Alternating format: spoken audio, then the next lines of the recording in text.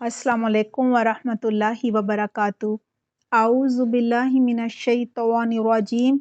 बिस्मिल्लाहिर रहमानिर रहीम।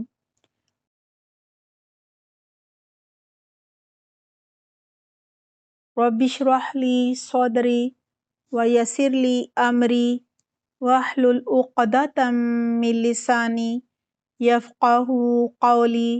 Rabbi ज़िदनी इल्मा। अल्लाहुम्मा फ़क़्हिना फ़िद्दीन। आमीन। बच्चों, क्या हाल हैं आप सबके? उम्मीद करती हूँ खैरियत से होंगे।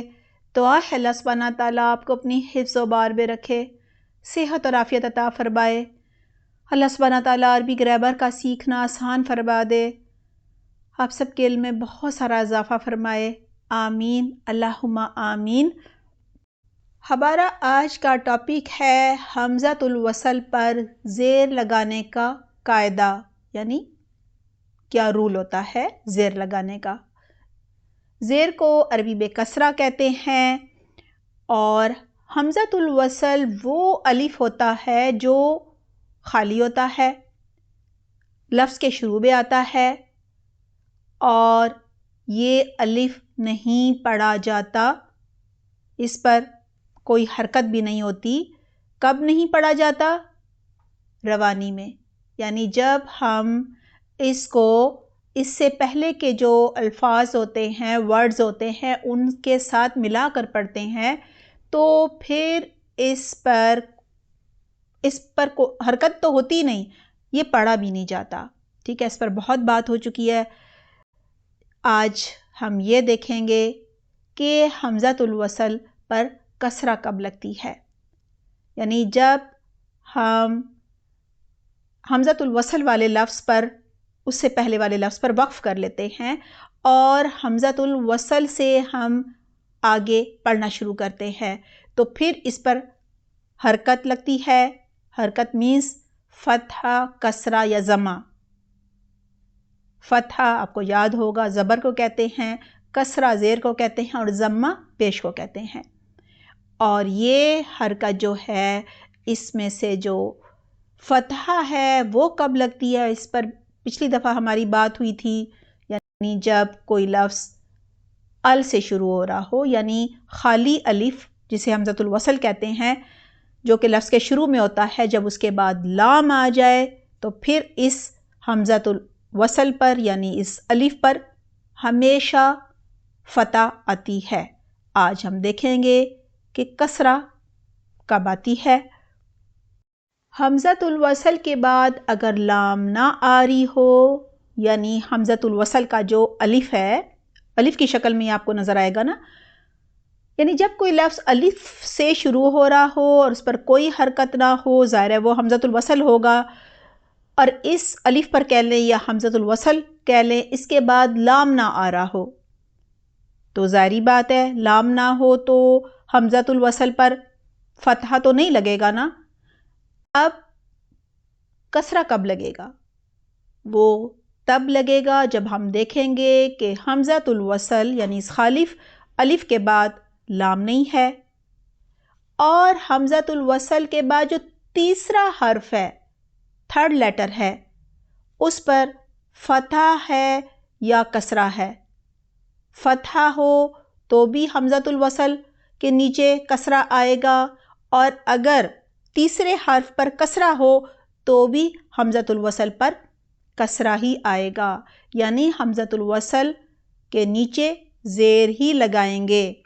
इस तरह हमज़तुल वसल के बाद लाम ना होने की सूरत में तीसरे हर्फ पर अगर ज़मा हो तो हम क्या लगाएंगे, वो हम इंशाल्लाह अगली दफ़ा तफसील से जानेंगे।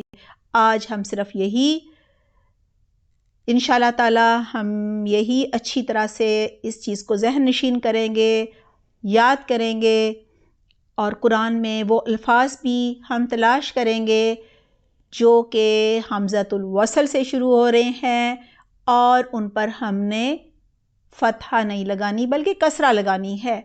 तो आपने क्या करना है, दोहरा देती हूँ کہ آپ نے حمزۃ الوصل کے بعد جو تھرڈ لیٹر ہے، حمزۃ الوصل فرسٹ ہوگا، پھر سیکنڈ، پھر تھرڈ، اس تھرڈ کی حرکت کو دیکھنا ہے۔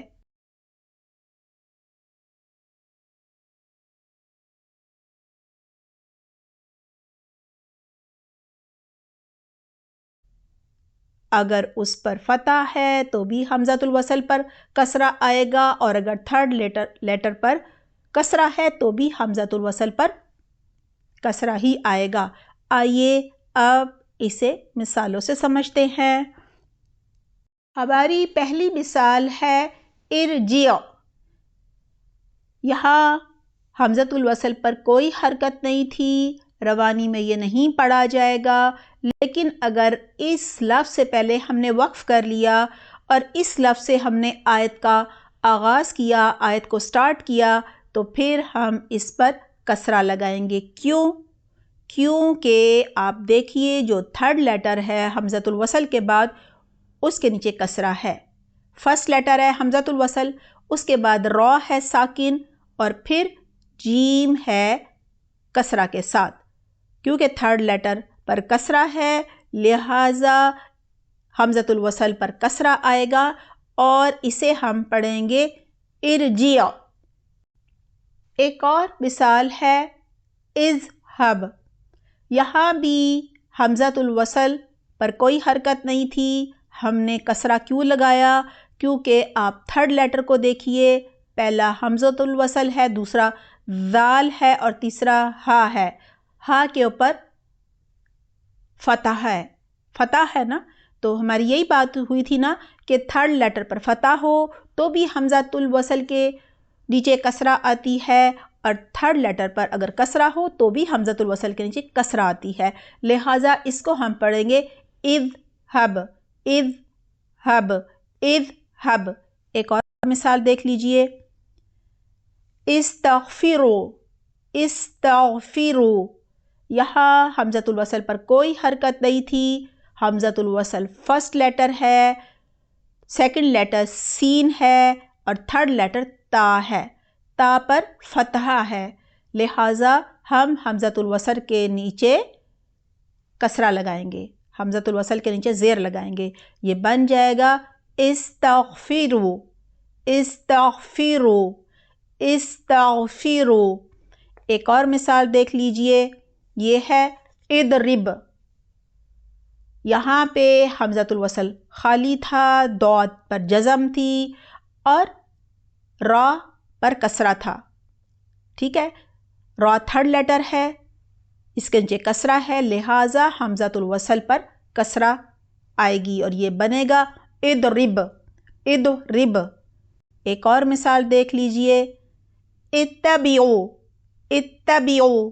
یہاں فرسٹ لیٹر حمزۃ الوصل ہے جس پر کوئی حرکت نہیں تھی، سیکنڈ لیٹر جو ہے وہ تا ہے جس پر فتح ہے، اور تھرڈ لیٹر با ہے جس پر کسرہ ہے، لہٰذا تھرڈ لیٹر پر کیونکہ کسرہ ہے اس لیے ہم حمزۃ الوصل کے نیچے کسرہ ہی لگائیں گے اور یہ بن جائے گا اتبعوا، اتبعوا۔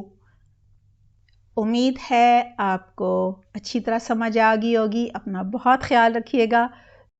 سبحانک اللہم و بحمدک، نشہد لا الہ الا انت، نستغفرک و نتوب الیک۔ والسلام علیکم ورحمۃ اللہ وبرکاتہ۔